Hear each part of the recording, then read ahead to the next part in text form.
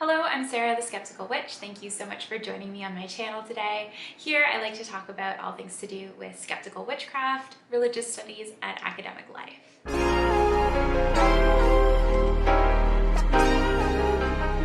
Today I wanted to do a video covering some spells and rituals that you can use for success in your life.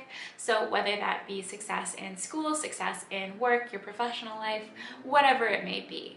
This is going to be a little bit similar to a previous video that I had done on back to school witchcraft and witchcraft for school and work. So I just wanted to give you 7 more kind of rituals and spells that you can use to have success in these areas of your life, whatever you may be doing, whatever point in your life you may be at.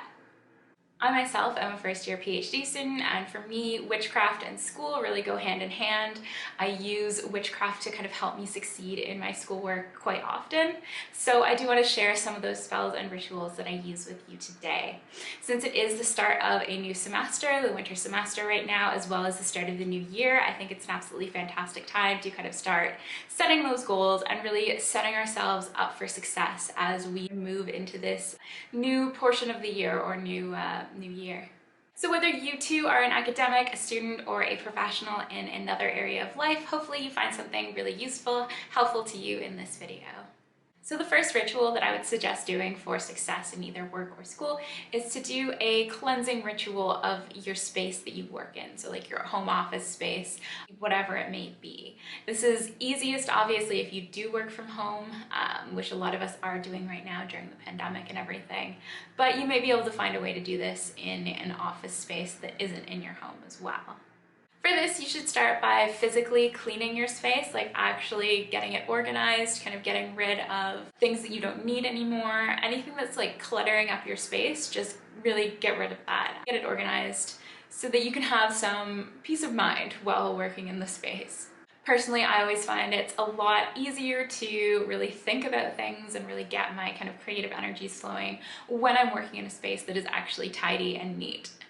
Then once you've physically cleaned the space, you can symbolically or ritually cleanse it. So there are a multitude of ways of doing this. You can pick whatever works best for you. So you can burn herbs, for example. You can burn incense to cleanse it. You can use essential oils. You can use various sprays, really whatever you want to really kind of cleanse that space and feel like you're kind of releasing those stagnant energies. Then after you have cleansed and physically cleaned your space, you might want to do like a little blessing for the space. You might want to say a blessing, a prayer, a poem, to really help you picture what it is that you really want to bring forth in this space. What is it that you want to get out of working in this space? Your blessing can be as simple as just saying something like, let this be a space of blossoming creativity and nurtured productivity. It can be longer if you want. You can write out like a whole poem for it. Really, it's up to you, whatever you want to do to really honor the space and decide what it is that you want to create and manifest there. Witchcraft is largely about intention, so really think about what your intention is with this office space, this workspace, and put that into it as you're cleansing it and then as you're blessing it. The second ritual that I would suggest doing is to just do some spiritual journaling.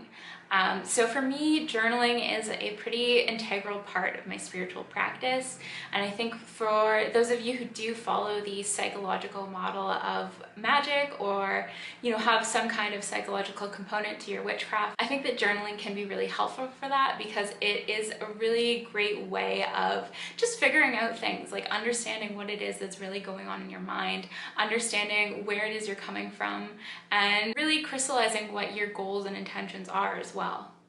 And when it comes to success, I think it's important to really reflect on either the past year, the past semester, the past quarter, whatever it may be, and really think about, what happened there? Did you achieve the things that you wanted to achieve? If not, why not? What's holding you back?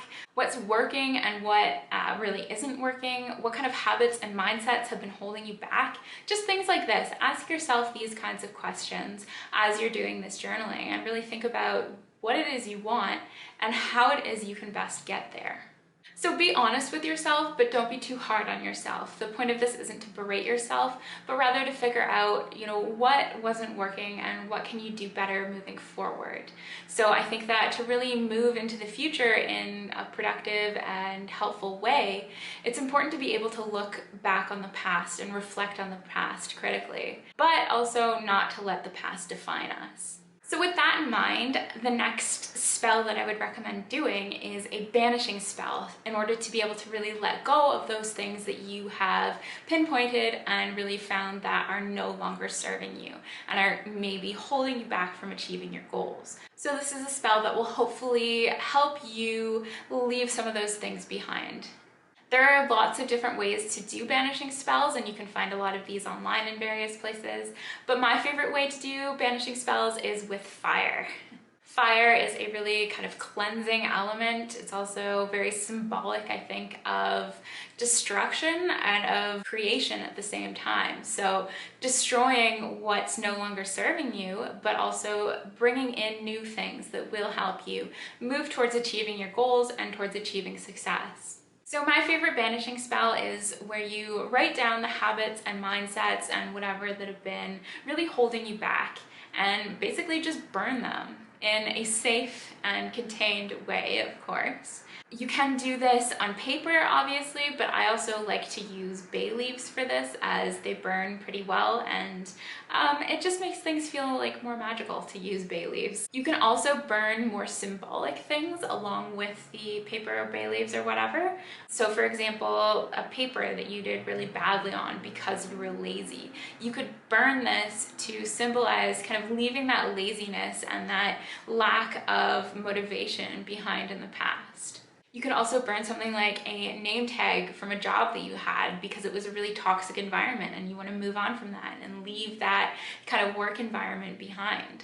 When you burn these things, the intention is really to symbolize moving on from them, letting go of them, and yeah, hopefully creating something better in their place. So the next spell suggestion that I have for you is to create a spell pouch with your goals and intentions in it. So whatever your goals, intentions, whatever it is that you want to achieve, write those down on a piece of paper or on bay leaves again, if you prefer that, and then fold that up and tuck that into the spell pouch. Along with that, you could also include various correspondences or things that you associate with those goals or with success in general, whatever that may be for you. So slip those into the pouch as well while you're really thinking about making those goals a reality and really thinking about, what it actually is that you need to do to get there.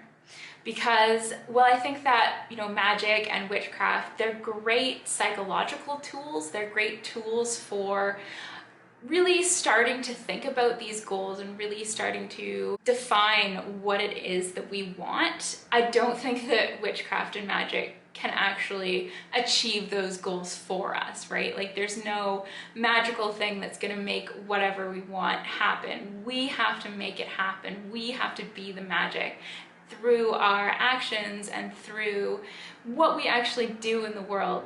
Then once you have everything in the pouch, you may want to meditate with the pouch. You may want to keep it on your altar, or you could keep it close to where you work. So you could keep it on your office desk, for example, or in your briefcase, whatever bag you use for work, anything like that. Somewhere where you can see it often and remind yourself of the spell associated with it. Remind yourself of what it symbolizes for you and really what your goals are. The next spell suggestion that I have for you is to use art magic to your advantage and to really create an art spell through making a vision board. So I'm a really big fan of art magic. It's something that I use a lot in my practice, in my craft, especially collages. I love making collages as a part of art magic. Art magic, art spells are really fantastic because they're so open and diverse, and almost anything that you want could be considered art. Like there is art everywhere. Everything is art. Art magic is really just about putting your intention into what it is that you're creating. So I think it's really great to be able to create a vision board collage of what it is that you want to achieve or things that are important to you. It doesn't have to be a collage, it could be any other kind of art. It could be literally anything that you want it to be. There are no limits essentially when it comes to art magic. So whatever you want to do, you do that. For me, it's often collaging. Like I really love collaging as a part of kind of magical manifestations and putting my intention out into the world through a creative act. I know that creating a vision board for manifesting what it is that you want is kind of cliche, but I think that it also can really work, and I think that it's really helpful for a lot of people, especially if you're a visual person like me. So in your creation of this vision board, you can also include other magical elements as well, like sigils. You could definitely include sigils either as like a part of the vision board, like as things that are seen on the vision board, or you could include them as like things that go underneath pages, like you write it on the piece of paper before you start collaging stuff onto it, right? That's always a great option with sigils. They can be hidden sigils as well as visual sigils. You can certainly also use color magic while you're making this vision board or whatever artistic piece it may be for you. Decide what the various colors mean for you, how they make you feel. You can also use like typical witchcraft correspondences for this, of course. Personally, I prefer more personal correspondences, I guess. But whatever you do is up to you. The sixth spell idea that I have for you is to use candle spells for success. And this actually came from a viewer who commented on one of my past YouTube videos, so thank you so much for that. I really love this tip. The idea here is that you can do a candle spell, especially if you're working from home, while you're working to help you with something that you're doing, whatever it may be. So as with most candle spells, you would infuse the candle with your intention before using it. So you can do this in a variety of ways. You can simply kind of meditate on it, visualize your intention being connected with the candle. You can carve sigils into it. You can anoint it with oils and herbs, whatever you want to do to really set that candle with your intention. And then really when you're working, when you're doing your schoolwork, you can light that candle as a way of bringing forth that intention and really focusing on what it is that you associated with that candle, what it is that you want to bring forth into your work. So for example, I have started using candle spells whenever I do seminar presentations because I am not very confident often when I give seminar presentations. I've always been really socially anxious, a really kind of shy person, so seminar presentations are really difficult for me. So I've been finding that using this candle spell while I do them has been really, really helpful actually, and really helps me to focus on things like communicating clearly, getting my ideas across, and being confident.